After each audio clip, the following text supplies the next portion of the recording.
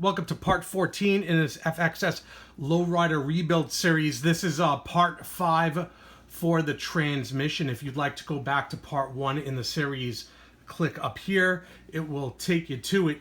If you haven't subscribed yet, click that subscribe button down below and that little bell to make subscriptions effective. In the last series, it was all about the counter shaft, building the counter shaft, everything that was required to assemble this and get the correct end play, get everything installed correctly as per factory specification.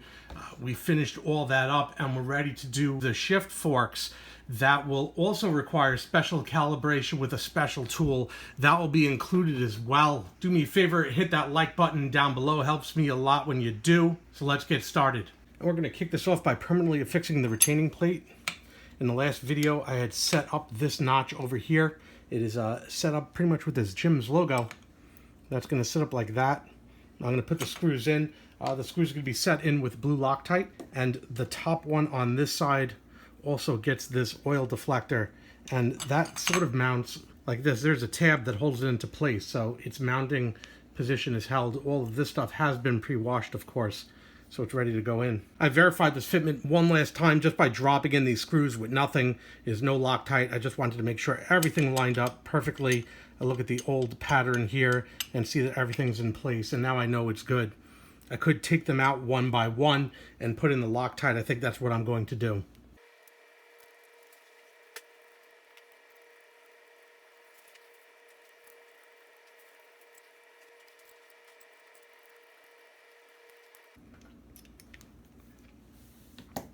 I've got a torque wrench set up with about 105 inch-pounds of torque. I'm going to progressively torque these in a star configuration.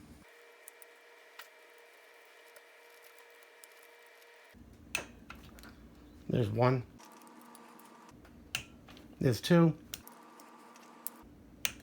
There's three. And there's four. So everything is now torqued down.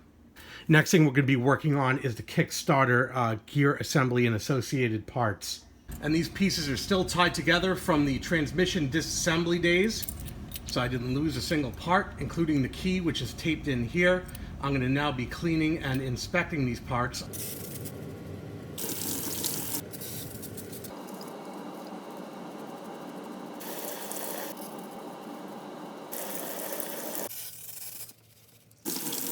The kit contains a new locking clip. The old one will not be reused. This is also available in the kit and will not be reused. Pre-oiled all the parts here on the table as I have them laid out. We're going to assemble all these pieces now for the starter gear, one-way gear and clutch.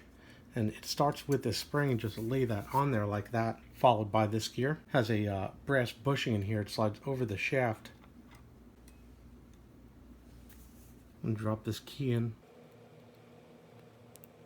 Before I put this in, I really want to put a very thin coat of anti-seize in this, and I don't know if it's going to do anything. It may just wash out. I'm not sure.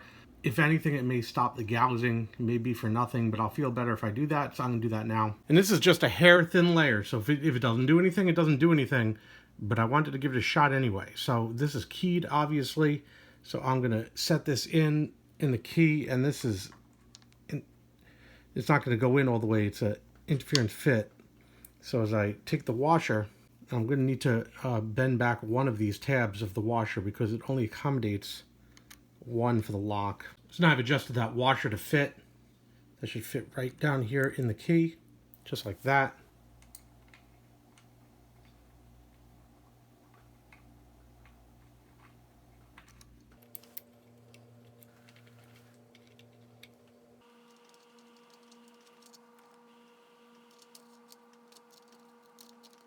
I've gone around all the thread of the shaft here and found just the slightest burr right here that happened, and all of the other thread is fine. I'll be able to fix this with a file. I'll straighten this back up.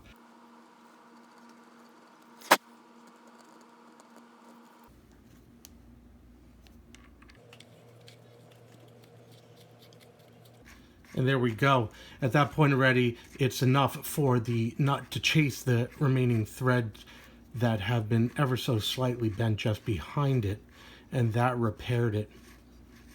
I'll tell you truthfully though, with all this work, I look at this nut and I say to myself, for all that I've done, and I look at this and I see that the inner workings of these threads look like they've seen better days, as well as this sat kind of loose, I'm just going to replace this nut. I'm not going to put this on a brand new shaft on this transmission. Let's just do that. And it goes to show, you know, I've had tape on top of this with fluffy foam trying to protect it, and no matter how much you do when you're working with this equipment, with the press in the shop, you really have to be careful about these threaded ends, because no matter how hardened this metal is, it really doesn't take a lot to mess up this thread work over here. So I still have the other side is taped up and has some plastic around the threads to prevent this from happening, but just a little tiniest tap is all it takes to do that.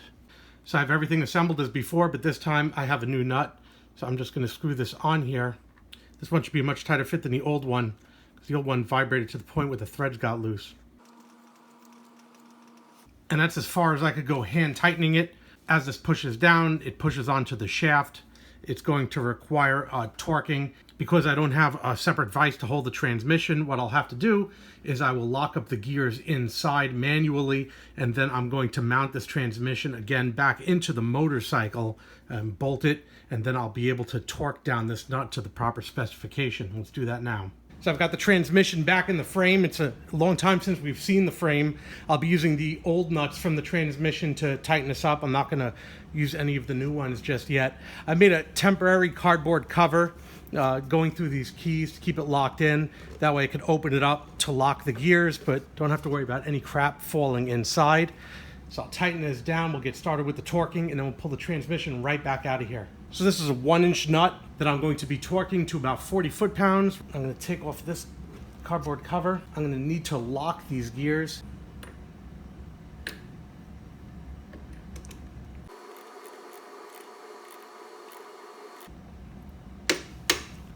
There we go, 40 foot-pounds, we're done. Put my cover right back on. While I'm down here, I'm going to bend a couple of tabs over to lock it from that washer inside. I get started with a device like this. There we go.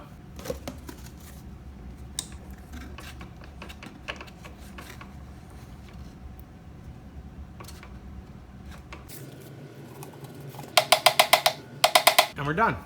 Take the transmission out now. Transmission's back on the bench. We're going to be moving to the next phase of the project, which is shift forks. Here's the shift forks on the old shaft. I'm not going to be reusing the old shaft. I have a new one that came with the transmission rebuild kit, and I'm going to wash and clean these shift forks, decontaminate them, but I'm not going to disassemble them just yet. I would like to put it in and take a measurement as I set this thing up and see where these are before I start taking them apart and moving shims around and whatnot. These will be replaced too. We don't need these anymore.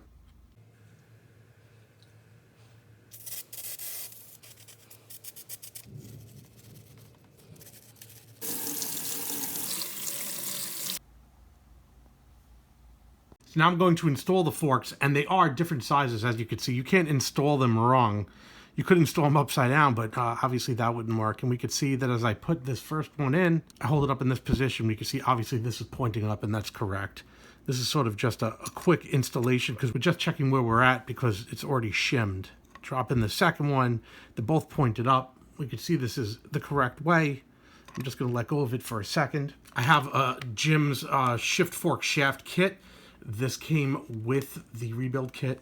I'm just going to pull the shaft out, none of the other pieces. There's also a C-clip and the rubber gasket. On this particular laded transmission, this side of the shaft has no indentation for any type of gasket or fitting or whatnot, and this side has one for both the C-clip and the rubber O-ring.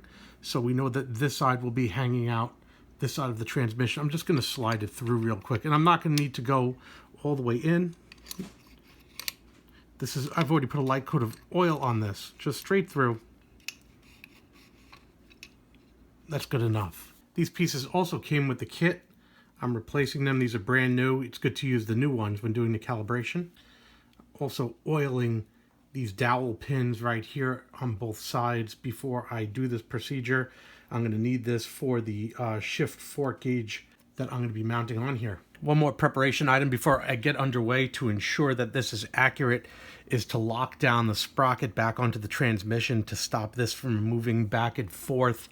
I don't have to torque it down tight, I just have to make it snug, so it's just going to be a temporary lockdown. The thing is about this sprocket, this is my old one, and this one was, well, when everything was loose, and it's a bit worn on one side of the sprocket.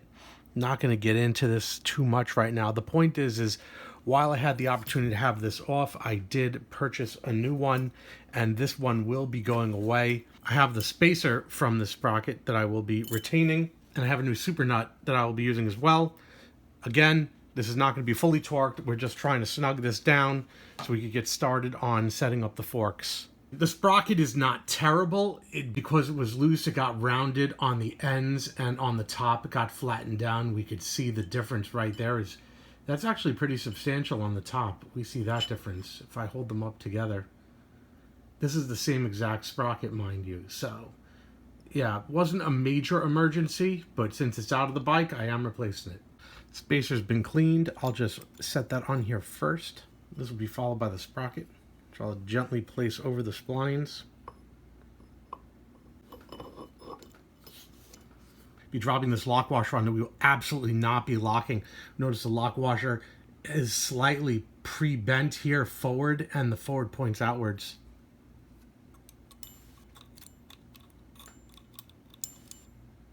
As to protect it during installation, and this O-ring as well. Even though it's temporary, I don't want to put this on without oiling it. O-ring is extremely shallow.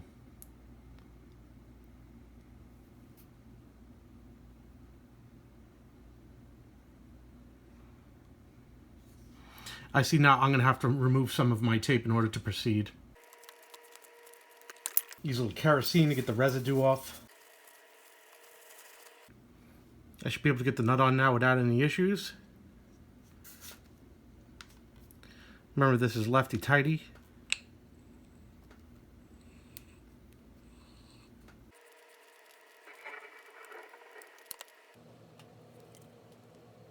Actually looks like a very nice seal. I'm going to have to get the special tool that I use to tighten this nut to snug it down. This also means I'll have to remove the rest of the tape, so I now realized.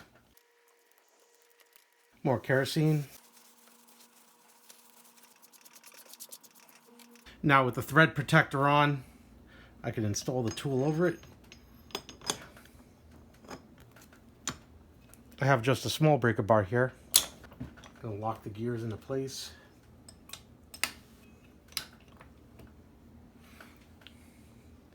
Gears are now locked into place, and I'll snug this down now.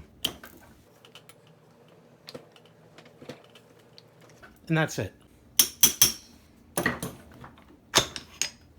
I'll leave this on here. There's no need to remove it right now. If anything, it'll just protect the thread. With the transmission all set up, I now move back to the transmission cover and ratcheting shifter. I need to bring this into neutral. We could see this detent right here needs to move all the way over here to the neutral switch, and that'll have us in the neutral position.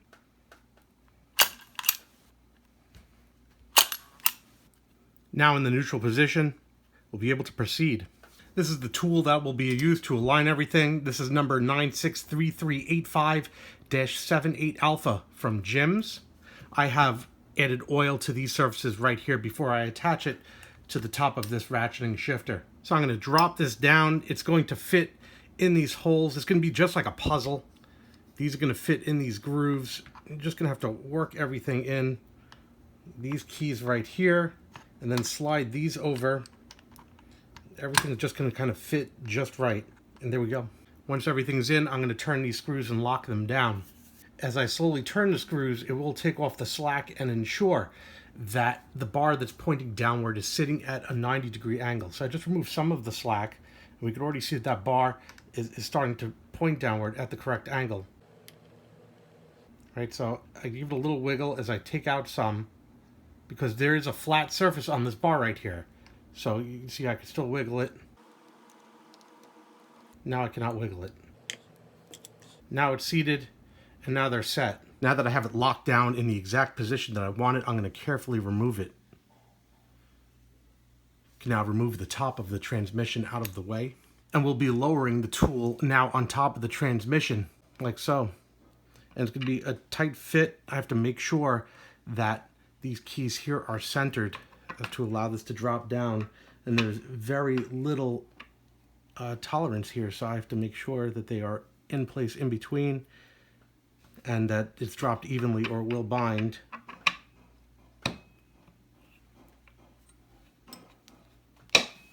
Here's a better view now of everything dropped in a position from the side. We can see that there's very little wiggle room for both of these. I've reached my first predicament before I even get started, and I'm working with the counter shaft first. The problem is what we're measuring for is a tolerance between these of 80 and 90 thousandths of an inch. Ideally, we're looking for 85, which would be in the middle on both sides. And I don't have feeler gauges that can do that. So I've combined some of my newer feeler gauges together. So I have 325s and a 5. I'm starting at 80. The low end of the tolerance is just where I'm beginning. And I can obviously swap out this 5. I've moved the 325 to the front of the feeler gauge here, and then I could swap out the lower one as necessary. And that's my solution for this. You bring them together, there's 80, and we could do our measurement. However, that being said, you have to be really sure that all of these are absolutely clean. And because I'm using multiple gauges, I want to measure these before I put them in and at regular intervals to make sure that it's still calibrated. So I like to use my micrometer to take that measurement. There we go, right there. That's 80 thousandths. However, if you don't have a micrometer and you have a good pair of calipers that measure 100 thousandths, you can just take those calipers, clamp them on down, and we could see 80 thousandths of an inch. As long as that's good, you could safely take those measurements with that. As I go and I push the fork against the clutch towards the right, as I take the measurement here on the left, I'll tell you right now, the feeler gauge is not getting down there. It's just not getting down in this gap right here. Tells me that this is less than 80 thousandths. And if I push in the opposite direction, this thing just falls right in with room to spare. So this is significantly greater than 80, and this is less than 80. And that is the first test. So the question is, how much is this less than 80 and how much is this greater than 80? It's important to remember that because of the way that these are curved in here, these are not two flat surfaces that are being measured against each other. One curves in one direction, one kind of curves in the other direction. The only way to get an accurate measurement is to be able to go the length through with the feeler gauge from one end to the other. They have to be overlapping each other entirely. If not, you're measuring a wider expansion on a part of one of them and you're not getting an accurate measurement. I've turned these up more forward to the top here so they could be seen in the example, but in actuality, I'm actually spinning the transmission until I get a portion that's a little further down. Might be right about there that I would take this gauge and measure it so I could get all the way in there and straight through to the other end. This one in this example is 75 thousandths. May in fact go as high as 76. So that's a tight pull when I go through that. So if I were to just grab a piece, as in the case here, or if it wasn't completely overlapping, I may get an entirely different reading. So if I were to do something like this, I may not be getting an accurate reading. This side here has a tight pull of 84 thousandths of an inch. This side here has a tight pull of 75 thousandths of an inch. Let's do the math now. Shims are all in 7 thousandths of an inch increment. We could see here that if we add 7 onto here, we get 82, and subtracting 7 here, we get 84. This would bring this well within a specification for this side. There is going to be a disassembly associated with this. It looks like it's going to be for the addition of a shim in order to bring this into balance. Going to move to the main shaft now. The feeler gauge I've updated. It's buffered to 99 thousandths at the beginning. To take these tests, these are going to sit between 100 thousandths and 110 thousandths. So I'm just going to set up really quick for 99, and I'm going to get a reading. These measurements are a little bit different than the last one, but like I said, I'm just really quickly going to go in between these and see what we got. I think we're going to find considerable fault in this one too, as I demonstrate my quick reading that I do right at the beginning, and I've aligned these up for maximum overlap. And I don't really even need to take a precise measurement here. This one has no chance of ever falling in, and this one is like, pff, there you go. Just falls right in. So there's a lot of space on this side, and there is like nothing on this side. In retrospect, I discover as I go through this that if I could go back in time, I probably would have replaced this shift clutch here, because it's probably just a little bit tired. And what I came up with is 75 on one side, 75 thousandths, and 158 on the other. And what that means is in order to bring this into balance, right? So I take 158 minus 75, divide by 2. I get 42 thousandths of an inch of shim removal in order to get them as close as possible together. And that works out good. The problem is, in order to get them balanced together, we end up with 117 thousandths on one side and 116 thousandths on the other. And that is just outside of tolerance, and tolerance would be 110 thousandths. It's not terrible. I don't have problems shifting, and it'll probably last another 40 years. But again, in retrospect, it's probably, if I probably just had another couple thousandths of an inch of more on the end of these shift clutches, it would fall within tolerance. Either way, in order to do this, in looking at this, I'm actually going to be removing shims from here to bring it over to the left, and at least one of those 7 thousandths of an inch shims will be added to this side, because this one is almost perfectly centered, save 7 thousandths, and that's what we're going to do. We're ready to take everything apart. So I'm now going to remove this and put this off to the side somewhere safe. I'll be taking off this sprocket so I could access the shaft that holds on the forks.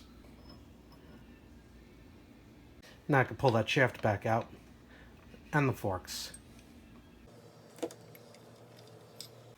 Starting with the fork from the main shaft, because this is the one I'm removing shims from, and the first thing I'm going to do is open up this locking tab on this washer here. So I'm using this sharp one that I start with just to bend it forward.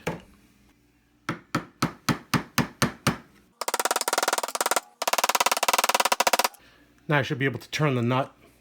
I can tell you, just a quick look here with 2 feeler gauges shows everything save maybe 2 or 3 shims that are on here right now. That'll be substantial. And this will be 3/4.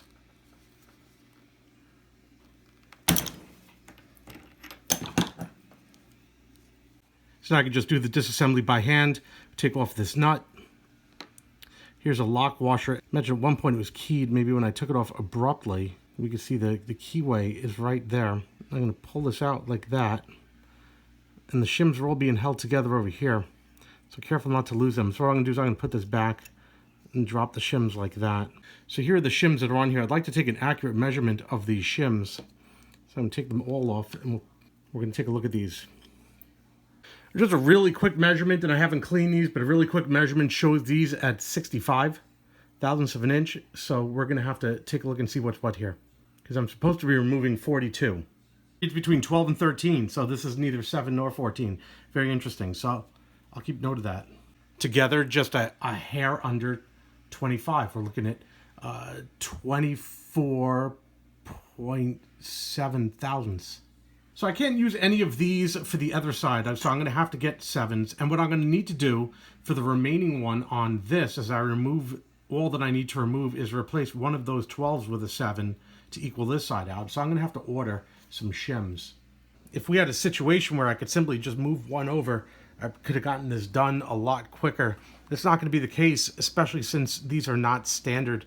I'm going to have to see what I'm going to do here. Either way, it doesn't matter. When the next video comes out, I'm going to post a link to it above here. I hope you enjoyed this video, found it useful, entertaining, informative. Hit that like button down below. It helps me out a lot when you do. The subscribe button and the bell will inform you when newer videos come out. Thanks for watching. Thanks for watching. Would you like to reply?